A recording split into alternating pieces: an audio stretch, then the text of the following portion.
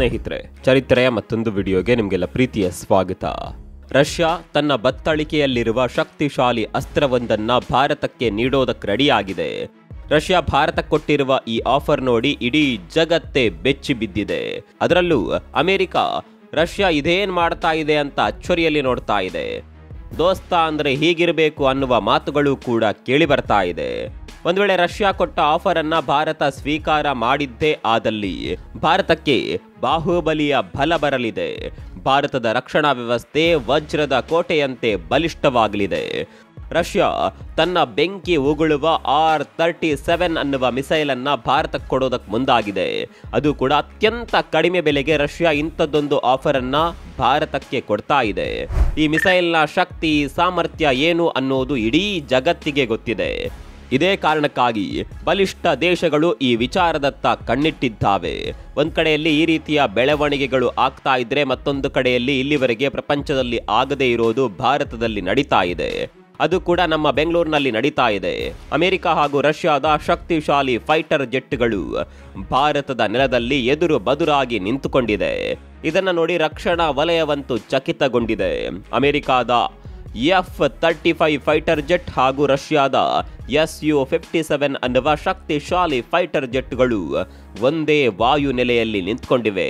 ಇಲ್ಲಿವರೆಗೆ ಇಂಥದ್ದೊಂದು ದೃಶ್ಯವನ್ನ ನೋಡಲು ಜಗತ್ತಿನಿಂದ ಸಾಧ್ಯವಾಗಿರಲಿಲ್ಲ. ಜಗತ್ತಿನಲ್ಲೇ ಅತ್ಯಂತ ಶಕ್ತಿಶಾಲಿಯಾದ ಈ ಫೈಟರ್ ಜೆಟ್ಗಳು ಒಂದು ಕಡೆ ನಿಂತು ಸಮಾಗಮ ಆಗುತ್ತೆ ಅಂತ ಯಾರಿಂದಲೂ ಕೂಡ ಊಹೆ ಮಾಡೋದಕ್ಕೆ ಸಾಧ್ಯವಿರಲಿಲ್ಲ. ಆದರೆ ಈ ಬಾಹುಬಲಿಗಳ ಸಮಾಗಮಕ್ಕೆ ಭಾರತ ವೇದಿಕೆಯಾಗಿದೆ. ಅಷ್ಟಕ್ಕೂ ಈ ದೈತ್ಯರ ಸಮಾಗಮವಾಗಿದ್ದು ಹೇಗೆ? ರಷ್ಯಾ ಹಾಗೂ ಅಮೆರಿಕದ ಫೈಟರ್ ಜೆಟ್ಗಳು ಒಂದೇ ಕಡೆ ಕಾಣಿಸಿಕೊಂಡಿದ್ದು ಹೇಗೆ? ರಷ್ಯಾ ಭಾರತಕ್ಕೆ ಕೊಟ್ಟಿರುವ ಆ ಆಫರ್ ಆದ್ರೂ ಏನು? ಭಾರತ ಒಂದು ವೇಳೆ ರಷ್ಯಾದ ಮಿಸೈಲ್ ಖರೀದಿ ಮಾಡಿದರೆ ಭಾರತದ ರಕ್ಷಣಾ ವಲಯ ಬಲಿಷ್ಠವಾಗುತ್ತಾ? ಎಲ್ಲವನ್ನ ಡೀಟೇಲ್ ಆಗಿ ತೋರಿಸ್ತೀವಿ ನೋಡಿ.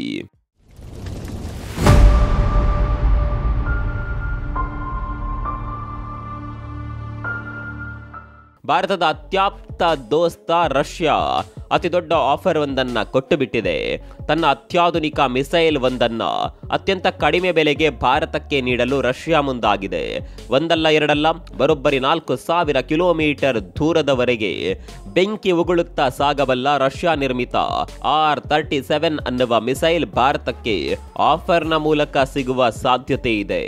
ರಷ್ಯಾದ ಪ್ರಕಾರ ಈ ಮಿಸೈಲ್ಗೆ ಸರಿಸಮಾನವಾಗಿ ನಿಲ್ಲುವ ಏರ್ ಟು ಏರ್ ಮಿಸೈಲ್ ಈ ಜಗತ್ತಿನಲ್ಲಿ ಇಲ್ಲವೇ ಇಲ್ಲ.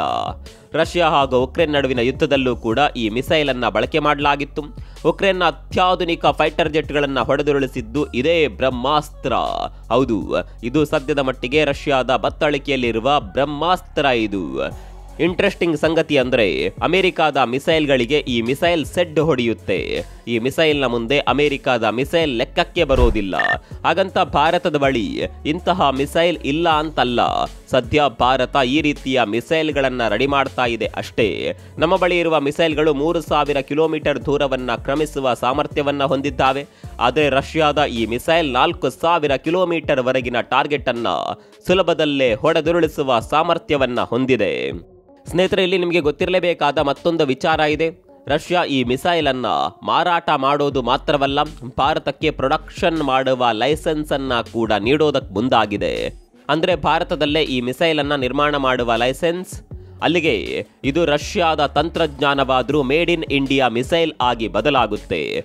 ಒಂದು ವೇಳೆ ರಷ್ಯಾ ಹೇಳಿದಂತೆ ಮಾಡಿದ್ದೇ ಆದಲ್ಲಿ ಅದು ಭಾರತಕ್ಕೆ ದೊಡ್ಡ ಪ್ರಮಾಣದ ಬೂಸ್ಟ್ ನೀಡಲಿದೆ. ಭಾರತ ಹಾಗೂ ರಷ್ಯಾ ಮಿಸೈಲ್ಗಳ ವಿಚಾರದಲ್ಲಿ ಹಲವು ಬಾರಿ ಕೊಲಾಬರೇಷನ್ ಮಾಡಿವೆ. ಸುಖೋಯ್ ಫೈಟರ್ ಜೆಟ್ ಕೂಡ ಭಾರತ ಹಾಗೂ ರಷ್ಯಾದ ಜಂಟಿ ಕಾರ್ಯಾಚರಣೆಯಲ್ಲಿ ನಿರ್ಮಾಣವಾಗಿರೋದು ನಿಮಗೆ ಗೊತ್ತಿರಬಹುದು. ಇದೇ ರೀತಿ ಈಗ ಮಿಸೈಲ್ನ ವಿಚಾರದಲ್ಲೂ ಕೂಡ ರಷ್ಯಾ ಭಾರತದ ಜೊತೆ ಕೈ ಜೋಡಿಸೋದಕ್ಕೆ ಮುಂದಾಗಿರೋದು ರಕ್ಷಣಾ ವಲಯದಲ್ಲಿ ಸಂಚಲನ ಮೂಡಿಸಿದೆ. ಸದ್ಯಕ್ಕಂತೂ ರಷ್ಯಾದಿಂದ ಆಫರ್ ಬಂದಿದೆ. ಭಾರತ ತನಗೆ ಇದರಿಂದ ಏನೆಲ್ಲ ಲಾಭ ಇದೆ ಅಂತ ನೋಡಿಕೊಂಡು ಮುಂದಿನ ನಿರ್ಧಾರ ತೆಗೆದುಕೊಳ್ಳುವ ಸಾಧ್ಯತೆ ಇದೆ. ಎಲ್ಲ ಅಂದುಕೊಂಡಂತೆ ನಡೆದು ಬಿಟ್ಟರೆ ಭಾರತ ಹಾಗೂ ರಷ್ಯಾ ನಡುವೆ ಐತಿಹಾಸಿಕ ಡೀಲ್ ಆಗೋದ್ರಲ್ಲಿ ಯಾವುದೇ ಅನುಮಾನ ಬೇಡ. ಇನ್ನು ಭಾರತದಲ್ಲಿ ಜಗತ್ತಿನ ಶಕ್ತಿಶಾಲಿ ದೇಶಗಳಾದ ಅಮೆರಿಕ ಹಾಗೂ ರಷ್ಯಾದ 5th ಜನರೇಷನ್ ಫೈಟರ್ ಜೆಟ್ಗಳು ಸಮಾಗಮವಾಗಿವೆ. ನಮ್ಮ ಬೆಂಗಳೂರಿನಲ್ಲಿ ನಡೀತಾ ಇರುವ ಏರ್ ಶೋಗೆ ಅಮೆರಿಕಾದ F-35 ಹಾಗೂ ರಷ್ಯಾದ Su-57 ಫೈಟರ್ ಜೆಟ್ಗಳು ಆಗಮಿಸಿವೆ. ಇಂಥದ್ದೊಂದು ಸುದ್ದಿ ಬಂದಾಗ ಜಗತ್ತು ಈ ಸುದ್ದಿಯನ್ನ ನಂಬಿರಲಿಲ್ಲ. ಅಮೆರಿಕ ಯಾವತ್ತೂ ರಷ್ಯಾದ ಫೈಟರ್ ಜೆಟ್ ಇರುವ ಕಡೆ ತನ್ನ ಫೈಟರ್ ಜೆಟ್ ಅನ್ನ ಕಳಿಸಿಕೊಟ್ಟಿರಲಿಲ್ಲ. ಮತ್ತೊಂದು ಕಡೆ ರಷ್ಯಾ ಕೂಡ ಅಷ್ಟೇ ಅಮೆರಿಕದ ಫೈಟರ್ ಜೆಟ್ ಇದ್ದ ಕಡೆ ತನ್ನ ಫೈಟರ್ ಜೆಟ್ ಅನ್ನ ಕಳಿಸಿರಲಿಲ್ಲ. ಆದರೆ ಭಾರತ ಇದನ್ನ ಸಾಧ್ಯವಾಗಿಸಿದೆ. ಇದೇ ಮೊದಲ ಬಾರಿಗೆ ಈ 2 ಫೈಟರ್ ಜೆಟ್ಗಳು ಒಂದೇ ಕಡೆ ಬಂದು ನಿಂತಿವೆ. ಬೆಂಗಳೂರಿನಲ್ಲಿ ನಡೆಯಲಿರುವ ಏರ್ ಶೋನಲ್ಲಿ ಸಾಮರ್ಥ್ಯವನ್ನ ತೋರಿಸೋದಕ್ಕೆ ಈ 2 ಫೈಟರ್ ಜೆಟ್ಗಳು ಸಜ್ಜಾಗಿ ನಿಂತಿವೆ. ಅಮೆರಿಕದ F-35 ಫೈಟರ್ ಜೆಟ್ ಅಂತಿಂತ ಫೈಟರ್ ಜೆಟ್ ಅಲ್ಲ. ಇದರ ಬೆಲೆ ಕೇಳಿದ್ರೆ ನಿಮಗೆ ಶಾಕ್ ಆಗುತ್ತೆ. ಅಮೆರಿಕದ ಈ ಒಂದು ಫೈಟರ್ ಜೆಟ್ನ ಬೆಲೆ ಬರೋಬ್ಬರಿ 450 ಕೋಟಿ.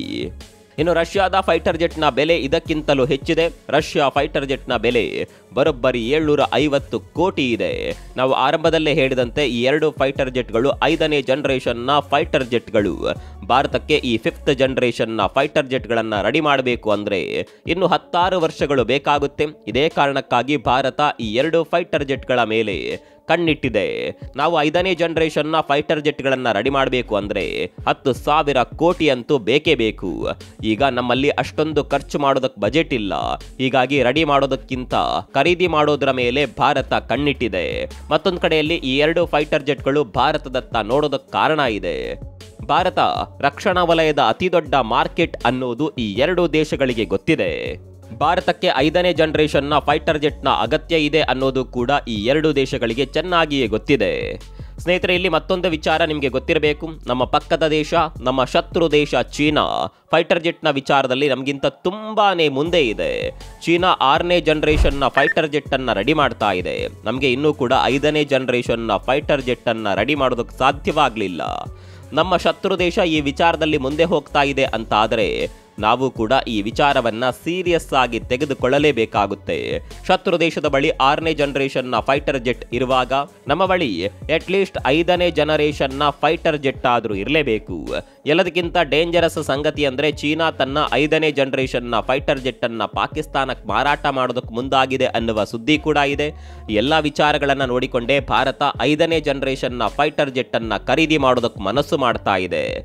ಇದಕ್ಕೆ ಪೂರಕವಾಗಿ ಅಮೆರಿಕ ಹಾಗೂ ರಷ್ಯಾ ತಮ್ಮ ಫೈಟರ್ ಜೆಟ್ಗಳನ್ನು ಭಾರತದಲ್ಲಿ ತಂದು ನಿಲ್ಲಿಸಿವೆ. ಏರ್ ಶೋನಲ್ಲಿ 2 ದೇಶಗಳ ಫೈಟರ್ ಜೆಟ್ಗಳು ತಮ್ಮ ಶಕ್ತಿ ಸಾಮರ್ಥ್ಯವನ್ನ ಪ್ರದರ್ಶನ ಮಾಡಲಿವೆ. ಭಾರತ ಇದನ್ನು ನೋಡಿ ಮುಂದಿನ ನಿರ್ಧಾರಗಳನ್ನು ತೆಗೆದುಕೊಳ್ಳುವ ಸಾಧ್ಯತೆ ದಟ್ಟವಾಗಿದೆ. ಅಮೆರಿಕ ಹಾಗೂ ರಷ್ಯಾದ ಫೈಟರ್ ಜೆಟ್ಗಳು ಒಂದೇ ಕಡೆ ತಮ್ಮ ಪ್ರದರ್ಶನವನ್ನ ಇದೇ ಮೊದಲ ಬಾರಿಗೆ ನೀಡ್ತಾ ಇರೋದ್ರಿಂದ ಸಹಜವಾಗಿಯೇ ಬೆಂಗಳೂರಿನಲ್ಲಿ ನಡೀತಾ ಇರುವ ಏರ್ ಶೋ ಇಡೀ ಜಗತ್ತಿನ ಗಮನ ಸೆಳೆದು ಬಿಟ್ಟಿದೆ. ಹಾಗಂತ ಈ ಏರ್ ಶೋನಲ್ಲಿ ಕೇವಲ 2 ದೇಶಗಳ ಫೈಟರ್ ಜೆಟ್ಗಳು ಮಾತ್ರ ಭಾಗವಹಿಸುತ್ತಿಲ್ಲ. 100ಕ್ಕೂ ಹೆಚ್ಚು ದೇಶಗಳ ಶಕ್ತಿಶಾಲಿ ಯುದ್ಧ ವಿಮಾನಗಳು, ಫೈಟರ್ ಜೆಟ್ಗಳು ತಮ್ಮ ಸಾಮರ್ಥ್ಯವನ್ನ ಬೆಂಗಳೂರಿನ ಬಾನಂಗಳದಲ್ಲಿ ತೋರಿಸಲಿದ್ದಾವೆ. ಕೋಟ್ಯಂತರ ಅವಕಾಶಗಳತ್ತ ಸಾಗುವ ರನ್ವೇ ಅನ್ನುವ ಥೀಮ್ನಲ್ಲಿ ಈ ಬಾರಿಯ ಏರ್ ಶೋ ನಡೆಯಲಿದೆ. ಅದೇನೇ ಇರಲಿ, ಭಾರತ ಜಗತ್ತಿನ ಯಾವ ಮೂಲೆಯಲ್ಲಿ ಸಾಧ್ಯವಾಗದೇ ಇದ್ದಿದ್ದನ್ನ ಮಾಡಿ ತೋರಿಸಿದೆ. ಮುಂದಿನ ದಿನಗಳಲ್ಲಿ ಭಾರತಕ್ಕೆ ರಷ್ಯಾ ಮಿಸೈಲ್ ಬಲ ಬಂದರೆ ಭಾರತವನ್ನ ಟಚ್ ಮಾಡೋದಕ್ಕೆ ಯಾರಿಂದಲೂ ಸಾಧ್ಯವಿಲ್ಲ. ಈ ವಿಚಾರದ ಬಗ್ಗೆ ನಿಮ್ಗೆ ಏನನ್ಸುತ್ತೆ ಕಾಮೆಂಟ್ ಮಾಡಿ.